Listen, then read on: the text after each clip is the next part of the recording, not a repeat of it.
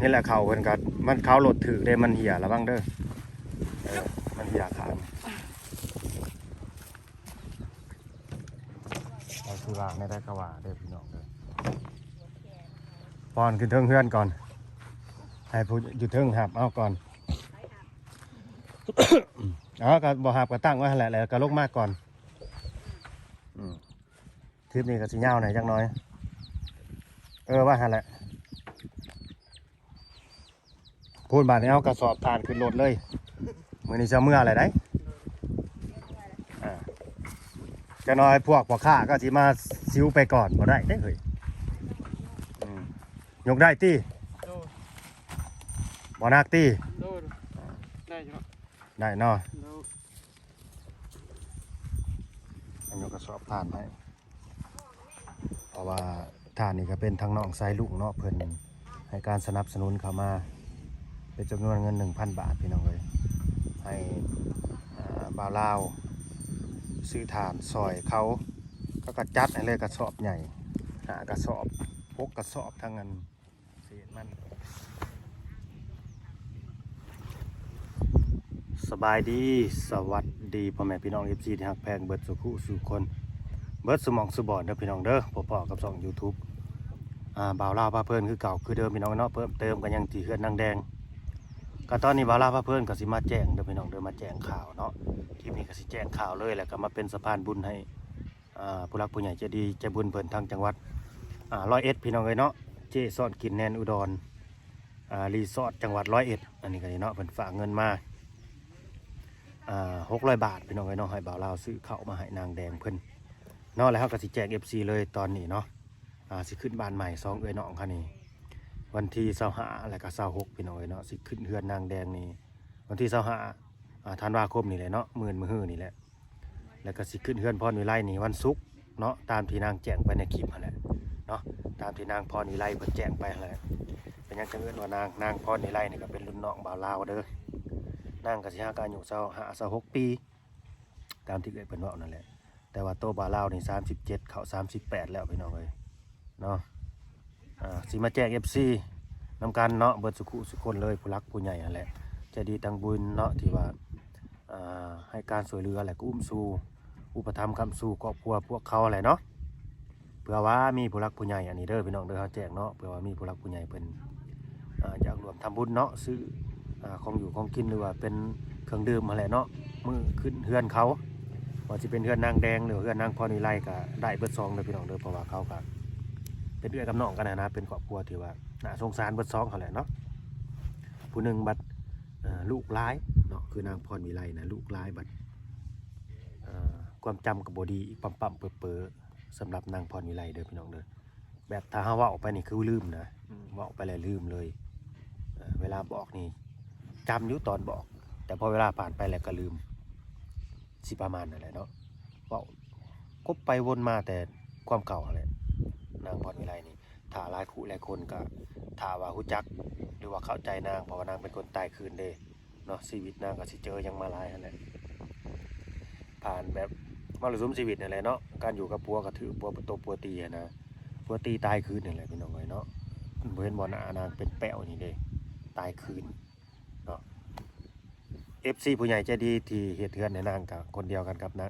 เฮือนนางแดงนั่นแหละเพิ่นก็ว่าเพิ่นบ่ได้ถือสาเด้อสำหรับนางพรวิไลนะเข้าใจว่าซั่นนางเป็นของนางแบบนั้นเพิ่นเข้าใจพี่น้องบ่ได้ถือสาก็ตามนั่นแหละเนาะคือแจ้งให้ฮู้เนาะให้ฮู้นำกันข้อมูลการติดต่อก็ขึ้นอยู่ในหน้าจอเด้อขึ้นอยู่ในหน้าจอติดต่อช่วยเหลือเนาะสมทบทุนเนาะก็ได้ว่าสมทบทำบุญพี่น้องเนาะไปเปิดฝากเงินมาซื้อข้าวสารได้กระสอบ1พี่น้องเนาะข้าวสารก็ดี600 บาทได้กระสอบ1พอให้เพิ่นใส่มากระสอบ1นะเนาะ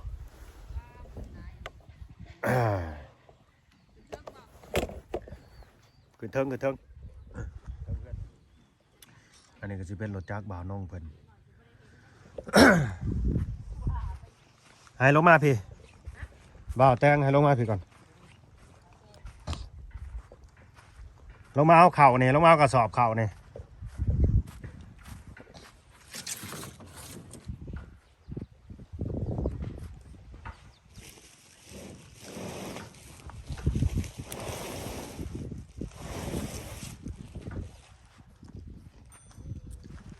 เอาสบายดี FC ก่อน สบายดี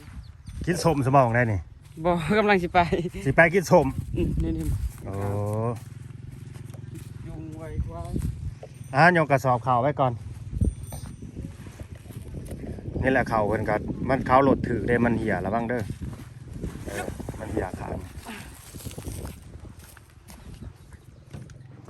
เอาสุราไม่ได้กว่าเด้อพี่น้องเด้อปอนขึ้นเทิงเฮือนก่อนให้ผู้อยู่เทิงหับเอาก่อน ก็บ่หับก็ตั้งไว้หั่นแหละแล้วก็ลงมากก่อนคลิปนี้ก็สิยาวหน่อยจักหน่อยว่าหั่นแหละพูดบาดนี้เอากระสอบทานขึ้นรถเลยมื้อนี้จะเมื่ออะไรได้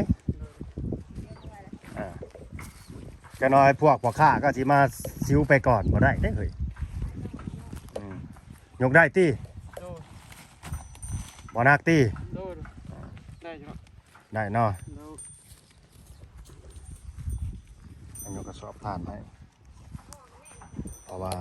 ทานนี่ก็เป็นทั้งน้องไซลูกเนาะเพิ่นให้การสนับสนุนเข้ามาเป็นจำนวนเงิน 1,000 บาทพี่น้องเอ้ยให้บ่าวลาวซื้อทานซอยเขาก็กระจัดให้เลยกระสอบใหญ่กระสอบ6กระสอบทั้งเงินเศษมัน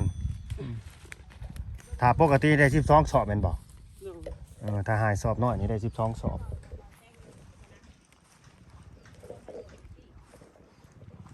โอ้คนแบบคนเคยหยกคือมือเคยหยกเคยแบกคือมือครับพวกเฮิงจะมาหยกมันต่างกันเด้อเขาเคยออกกำลังกายคู่มือเนี่ยมันก็สิเห็นในร่างกายนี่กระชับกระเชงกระปิกระเป๋าจากที่นักกับเป็นเบาพอเห็ดได้นี่นะจากที่เบาก็คือแห่งเบาเข้าไปอีกคัดผู้บอกเคยหยกเนี่ยมาหยกเนี่ยโหพี่น้องเอ้ยปวดไปเบิดแล้ว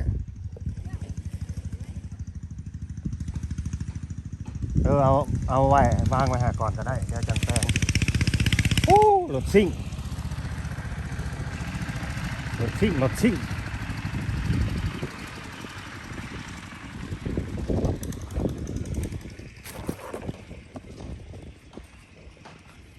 มาจอดอยู่นี่ก็หมดขึ้นรถนี่ก็ดี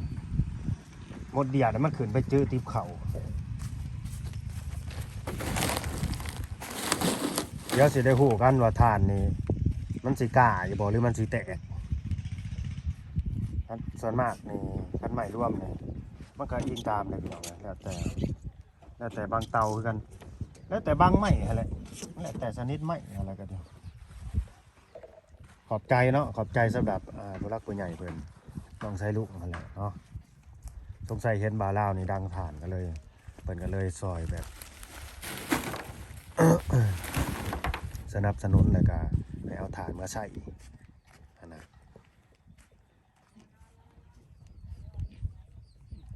บ่ได้หมักใส่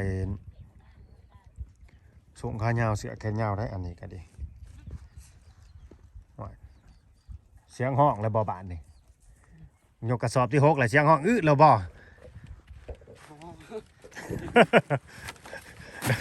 นะยกกระสอบที่6แล้วเสียงห้องเลยใส่ขึ้นไปเลยแล้วเกือบนะ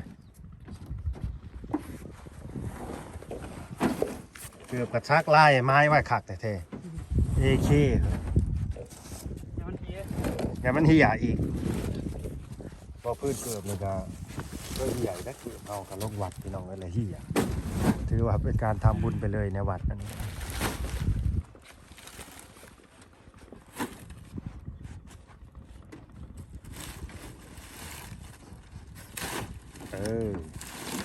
ตัวนี้ก็ควางไว้เลยป่ะเนี่ยควางอย่างตัวนั้นมันไหลมานี่แหละว่าพี่เอาลงพื้นนี่นั่นแหละเอาลงมาป่ะเนี่ยได้แล้วครับขอบใจ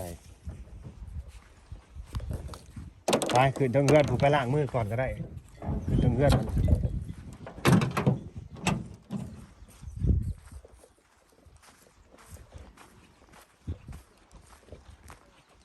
ขึ้นไปเบิ่งบรรยากาศทางเฮือนนี่แหละจะน้อยสิบ่ได้คอยเห็นในบรรยากาศอยู่ทางเฮือนนี่บัดขึ้นเฮือนใหม่นี่ก็สิบ่ได้คอยขึ้นไปถ่ายนี่ได้พ ราะว่าพวกพงพวกพาเนี่ยสิได้ให้หื้อลงมาเบิดเด้หื้อลงมาเห็ดเฮือนคอกหมูอยู่หลุมเพิ่นว่า เป็นของหมู ไม่เอาคอกหมู ระวังว่าลื่นมันกันจังเด้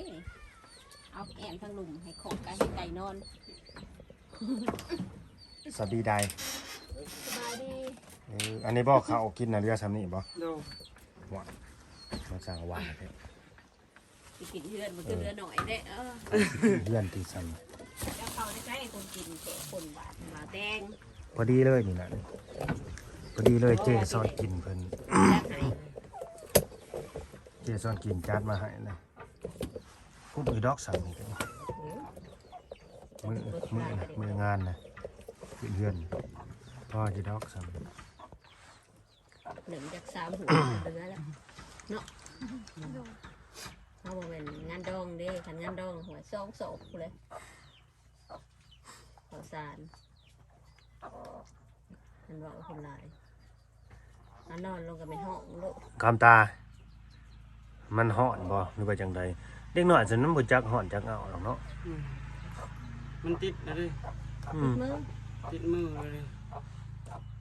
นั่นเลยจะดูอุ่มทีแรก มันรู้จักหัดมือใหม่ดิมือพูด ขึ้นมาในแม่นางอันนี้มาส่องเบิ่งนี่ได้บัดนี้สิขึ้นมาบ่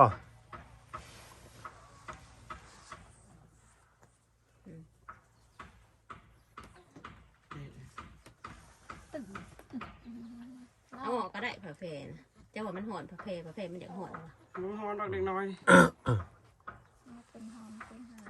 บ่จักห่อนจักหนาว หอนมันหายไปเห็น มันให้มันติดมือแม่ ไป มั เห็น น ได้เลยอันแหละ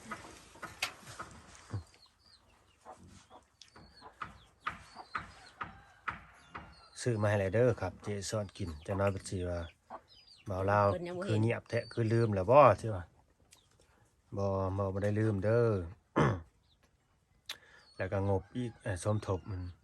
เฮ็ดเทือนนางแดงน่ะเพิ่นก็สมทบมาอยู่500เพิ่นว่าได้แจ้งไปอยู่บ่เพิ่นว่าเอาเฮาก็แจ้งให้ได้พี่น้องเอ้ยเฮาก็แจ้งอยู่ก็บอกทางนั้นนางแดงบ่าแตงเพิ่นอยู่ แต่ว่า เอาก็อ่านสื่อบนบนเนาะ แม่นก็อ่านก็แจ้งอยู่ เดี๋ยวเราบริยินบ่หรือได้ บ่ฮู้ บ่ฮู้ทำเจซอนกิน ต้องใช้แบบอ่านเป็นลายเลยบางทีก็สิสื่อเราอยู่ทางกลางซะแบบนี้ แม่น อ่านบทคู่คน อ่านบ่เป็น2 รอบ 3 รอบบอกก่อนที่จบนะ โพดโพเข้านี่แหละ เป็นได้ ฮักก็แล้วหน้าเพราะว่าเก่าเบิดผู้ฮักก็แล้วเกี่ยวเข้าเขาเบิดป้ากับป้าเห็นหน้าแซงบ่ได้คะแนนนี่แล้วเฮือนแล้วซ่านเลย โอ้ยมันเฮ็ดบ่ได้แล้วเดี๋ยวเงินแบบสั่นนะเขาปกติเขาหวานเขาก็แล้ว ว่ากันในแบบนี้นะ ละแล้ว ต้องไปหาเห็ดหน้าแซงบ่แล้วจังสิ เพราะพื้นปีนใหม่ ได้อยู่ได้กิน ปีหาคุณแต่ปีนี้น่ะบ่ทันแล้ว จักไผอะไรมาคอมเมนต์ว่ามันทักมาว่าคันมาอยู่น้ำเพิ่นได้นี่เพิ่นสิให้ไปเฮ็ดนาว่าซั่นเฮ็ดนาปังนาปีก็ได้น้ำเพิ่นนะบ่อึดข้าวอึดน้ำดอกว่าซั่นบ่ฮู้คนลาวหรือคนไทยแหละเฮ็ดก็เฮาเฮ็ดกินเองเฮาแหละบ่แม่นเฮ็ดให้เพิ่นดอก เพิ่นไม่น่าเพิ่นจะให้ เอ ไป อ เฮ็ด ได้หลายแล้วก็ขายเนี่ยนี่ แล้วก็สิไปบ่ได้หันติเรือนซ่านเขาเด้ แม่น ลูกเต่าเด้ อยากพอดี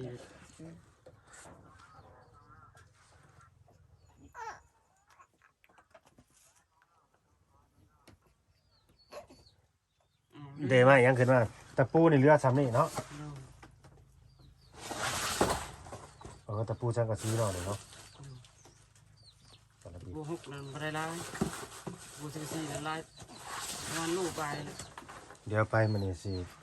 ไปเบิ่งอยู่เฮือนซาพรเพิ่น พอเราบ่ได้ใส่หยังแล้วอยู่หั่นมันเหลือแล้วก็สิดึงมาพี่ คือว่าเดี๋ยวมามันบ่ได้มาซะ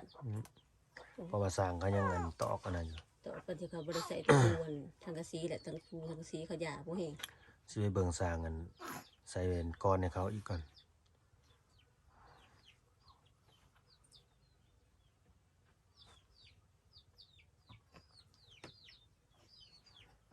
ดีใจจะบ่นี่มีผู้หลักผู้ใหญ่เพิ่น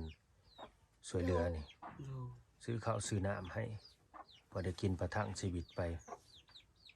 พอได้ต่อลมหายใจต่อชีวิตแล้วก็แบ่งเบาภาระไปอีกเทื่อหนึง อันนี้สิถามตรงๆเด้อข้าวที่ซุมเจ้าเฮ็ดหน้านะยังเดือจากสอบตัวนี้เฉพาะข้าวเปลือกนะที่ว่าเป็นของซุมเจ้าได้หั้นนะยังมีอยู่บ่น้ำพ่อน้ำแม่นะ บ่มีบ่มีเลยติ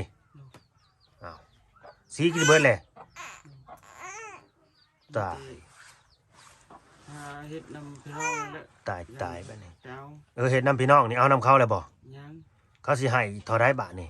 บางเทื่อก็สอบหนึงสองสอบนั่นแหละ ข้าวเปลือกนี่บ่ ดู โอ้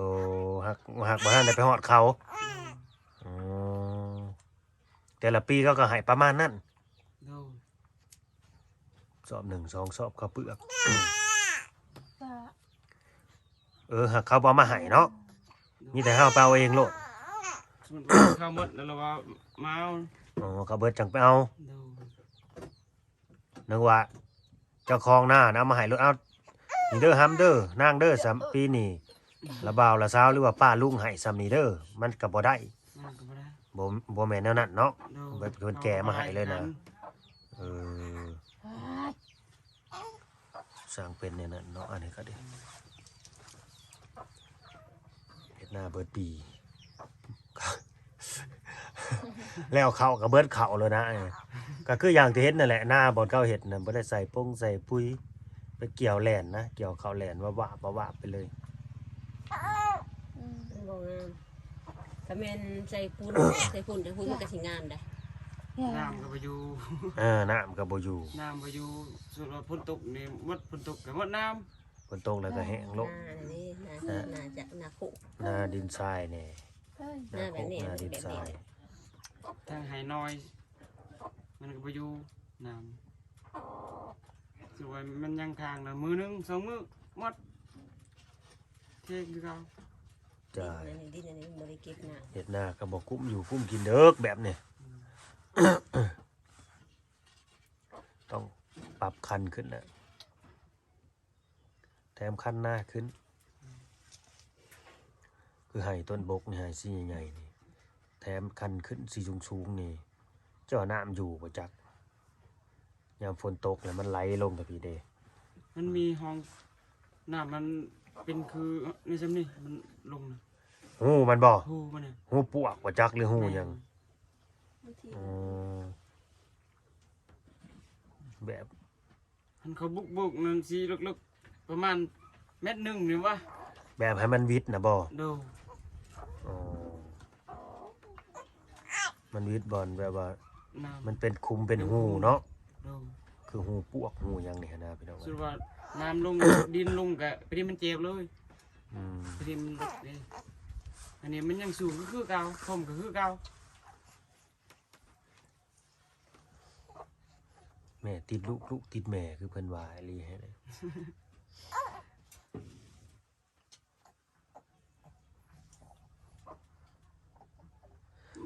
มันบ่จักหลายแล้วเด็กน้อยซ้ำนี่มีแต่จับหยัดใส่นมอย่างเดียวหั่นแหละ นี่ คันมันบ่อยู่เลยบ่จักหลายสิเอาพี่น้องเอ้ยเฮ็ดแนวใด เบิ่งนะจะกินนมน่ะ ตาให้มันให้ เขามีอยู่บ่แหวนมน่ะเอามาหยัดแดกเข้าปากไว้ให้มันดูด ไปดูดมันน่ะบ่ได้ดอกขี้ชุบมันแหว แม่นซะบ่ อุ้ย อ้าวมันคืออยากดูดแต่นั่นน่ะสาวหาจ้ะ ชุบแหวบ่เห็นติปากชุบมันจะขึ้นแล้วมันอุดดูดหลาย เบิ่งมัน อยากนมน่ะ ครับสิว่ากินนมบ่อิ่มก็บ่แม่นกินจนแอะ นั่นคือดู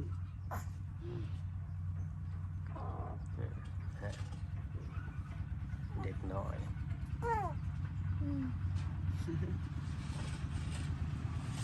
เพื่อสิใหญ่เด้อเอ้ย เงินธรรมดา เออ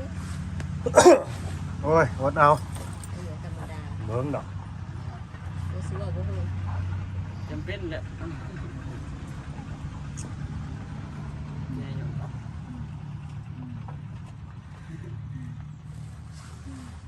เบิ่งดอก กิน อีก2-3 ปีมันก็ใหญ่แล้วมันก็จักความน่ะ อยยังเอาเบิ่งยามได้เด้สิใหญ่สิสบายสิงามได้เด้นับมือกู อดเอาเนาะพี่น้องเนาะอดเอาอีกสัก2-3 ปีมันก็ฮู้จักความแล้ว โอ้โหดอกจะไปว่า3ปีผู้จัก เอ้ามันก็ฮู้จัก ยัง แบ เบิ่ บ งในปี4ปี จ้าปีมันก็ฮู้จักเอิ้นพ่อเอิ้นแม่เลยเด้ซั่นฮู้จักสีส้มสีแดงฮู้จักเผ็ดจักเค็มเลยเด้ เดี๋ยวไม่ได้ 2 ปี 3 ปีมันก็สบายแหละบ่พื้นให้อดเอาเนาะ มีกินเนาะมาเบิ่ง แม่ก็สิจับยัดจะนมอีกบัดนี้บ่จักหลาย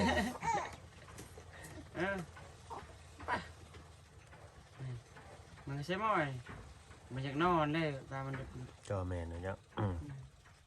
นอนได้ เบิดมือเบิดเว้นมันนี่คนมาอยู่นี่เขายังบ่เห็นนอนเลย เอานอนสุข้าว หรือบางคนก็สิว่า มันกินนมแล้วมันบ่อยู่ท้องมันบ่ต้องให้กินข้าวบ่หั่นนะเด็กน้อยบัดเด็กน้อยอยู่บ้านเฮาบัดมีได้พี่น้องกินข้าวบัดอยู่หั่นนะ อันนี้นางลองปอดบ่แฮงบ่กิน โอ้ยปอนเดียวตอนนั้น ป้อนถึงอันใดอีกตอนนั้นน่ะบ่ แล้วปอดตอนนั้นดิที่ว่าให้กินข้าวเลยนะ เพิ่ง มัน ถึ บ่ ง กิน เดี๋ยวนี้เลยนี่ อดเอาเด้อไว้มันกิน มันกินนมหั่นแหละตามผู้หลักผู้ใหญ่เพิ่นนั่นแหละคันอดบ่ได้อีหลีก็มันได้4 เดือนจะก็ให้ป้อนข้าวข้าวซีรีแลกโลดข้าวเพิ่นก็บ่แนะนำให้ย่ํให้อีกเอาซีรีแลกหรือว่าสิต้มข้าวแตะให้กิน แบบเลี้ยงแบบคนรวยผู้ดีให้เพิ่นบ่แนะนำนะสิมาเลี้ยงแบบวิธีชีวิตบ้านเฮาได้ย่ํข้าวป้อนลูกนี่เพิ่นบ่แนะนำมันโสกปรกเพิ่นว่าต้องต้มเอาหรือว่าแตะ ต้มแล้วก็มาเตะ เออ ถ้ามีเครื่องปั่นก็ปั่นบุดเอาต้มใส่ผักตำลึงแล้วผักตำลึงแล้วก็แครอทฟักทอง คันบ่ดูเฮ็ดบ่ได้นะ อาลูกเคยกินแบบนั้นได้ นี่ กินจนเหลือง กินแครอทหลาย กินจนมันตัวเหลือง ตกใจว่าแต่มันเหลือง หยุดอันเรียกเปียก็มาฝรั่งก็เอามาต้มใส่ มันฝรั่ง มันฝรั่งมาฝรั่ง มันฝรั่งแล้วก็แครอท แครอท ต้มใช่ไหม แม่น เอามา ถ้ามี ต้ม บรอกโค ใส่ ลีก็เอาบรอกโคลีมาใส่น้ำต้มใส่นะมันกระกบเลยได้หาหมูเด็กหน่อย มันหอมได้เอาบดเลยแครอทฟักทองมาเลย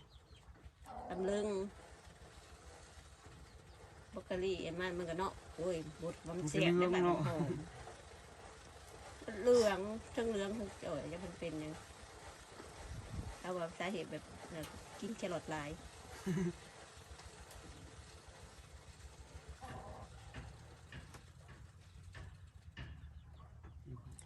กินแครอท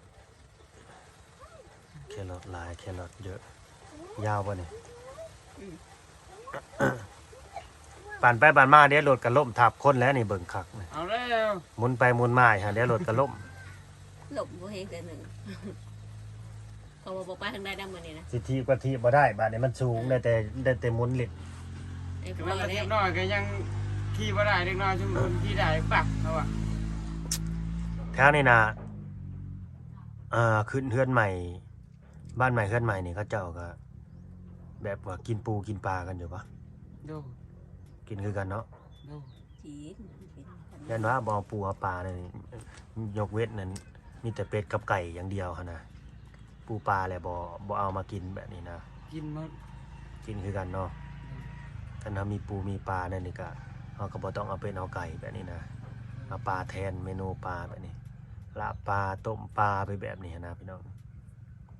ปลานินบอก ปลากับปลานิ่นนั่นแหละบ่ ปลา มัน นินกับลาบเป็นชิ้นนั่นเองต้องลาบเป็นนั่น ปลานิ่นโลเท่าใดเดี๋ยวนี้ 65 โลละ100พี่น้องเอ้ยปลานิ่นอยู่บ้านนะอยู่ลาวนี่โลละ100 บาทไทย ก็บ่มีตู้เย็นมันสิยากเด้อ เอา มันสิตายมันสิเน่าเอาอีหยังเพราะว่าเขาต้องซื้อมาเตรียมแต่มื้อนี้คือสิขึ้นมื้ออื่นต้องเตรียมมื้อนี้ กบน้ำแข็งไว้หั่นแหละ ดอกแกแม่นดิมาแล้วเขาก็มาแล่มาอีหยังใบแล้วเขาก็ใส่ตู้เย็นไว้ยังบ่ซ่องก็เฮ็ดเลยบัดนี้เด้ กบน้ำแข็งไว้ ส ซื้อกล่องโฟมนะกล่องโฟมนี่บอกกูใส่กล่องโฟมแบบกลัวแล้วแบบเขาจะเห็นแล้วบอกต้มน้ำบอกคือสิโตสิลาบก็เป็นหั่นเลยนะจังไวไม่เห็นลูกสบาย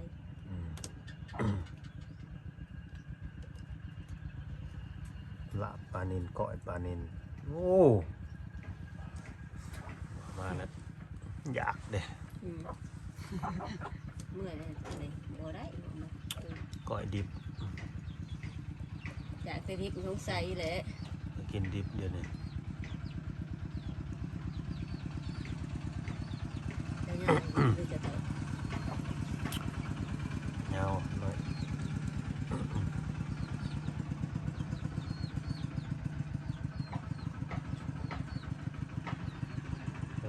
จะมาคืนเนาะ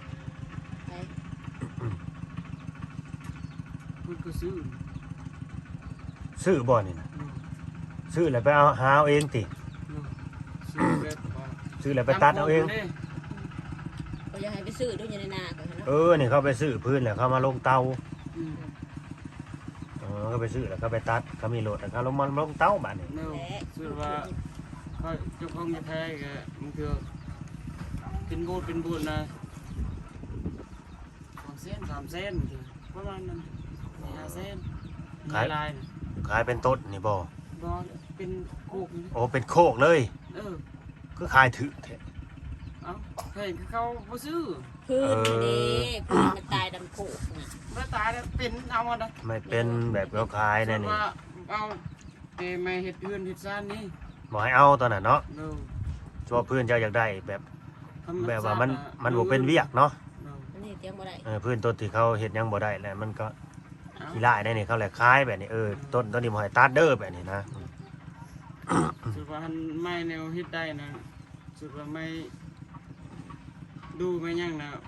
ไม่เอาไม่แดงนะ เพราะว่าอะไรพื้นน่ะเตาถ่านไม่รวมเนาะมันก็ได้เบิดเลยนั่นก็ได้ขายก็บัดขายมีพ่อค้ามาซื้อฮอดเทือนเพราะพื้นถ่านนะ นี่คือใส่ก็มีคือว่ามันขัดดู มีคือกันกันนะเฮ็ดแล้วก็ติดต่อหาก็กระแปลฮอดเทือนนั่นแหละคิดว่าเขาสิซื้อทางใดถือทางใดแพงกว่ากันเท่านั้นแหละ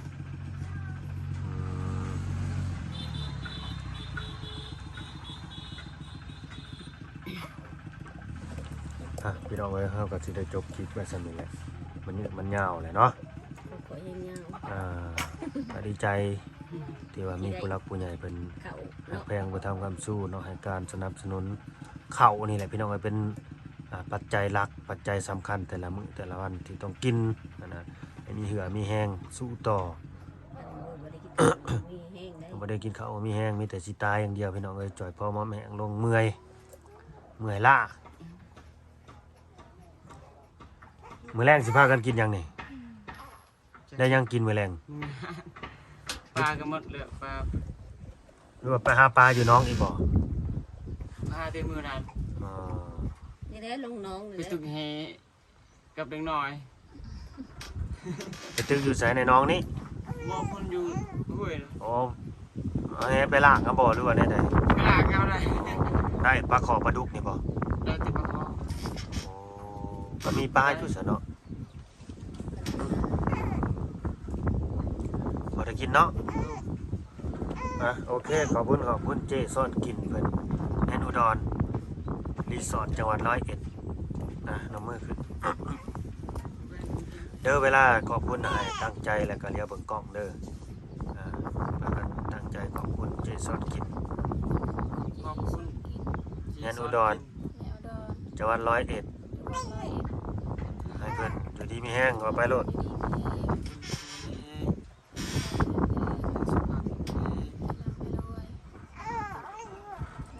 ให้ร่ำให้รวยบ่ให้ซวยจักเถื่อแถมก็ไปกัน เวลาบาเพิ่น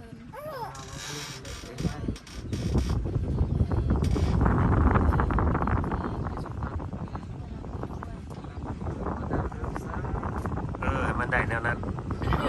ใจก็ได้รุ่นๆ เนาะให้โชคดีตลอดปีตลอดไปให้โชคดีปีเก่าต้อนรับปีใหม่เด้อ FC บัดสุขุทุกคน เนาะที่เข้ามาเบิ่งมาชมรวมทั้งนางแดงกับบ่าวแตงนำเด้อเนาะเอาสบายดีโอเคพี่น้องเอ้ยเนาะเอาไม้มาให้บ่าวลาบัดนี้สิได้มื้อเด้อบาทนี่นี่แต่เตรียมคนครัวเนาะ มือเลยจะเข้าเพิ่นเอาเท่าไหร่ ไปว่าสิไปอยู่เบิ่งของเวลาก่อนนี่แต่มื้อนี้นะเคลียร์มันแล้วเด้อ โดน แต่งมันแล้ว โดนเล่น นะ พี่น้องเลยเนาะคือว่าเสร็จสิ้นภารกิจพี่น้องเลยเนาะสิได้มีอยากก่อนบ่าขอบคุณเด้อ FC ที่เข้ามาเบิ่งมาชมฝากกดไลค์กดแชร์กดติดตามสบายดีป้าลุง สวัสดีป่าลูก ใส่มาขี่ให้ลุงเบิ่งดูฮะเป็นบ่มาขึ้นดูสิจับอันนี้บ่ล้มดอกขาถึงอยู่บ่เจ้ายังให้ขาจะถึงก็ให้พ่อเจ้าหุนหันอานนี่ลงอีกนี่มีบอกกับแจนี่มาหันอานนี่ลงอีกแล้วก็ปั้นบ่บ่อยากปั้นบ่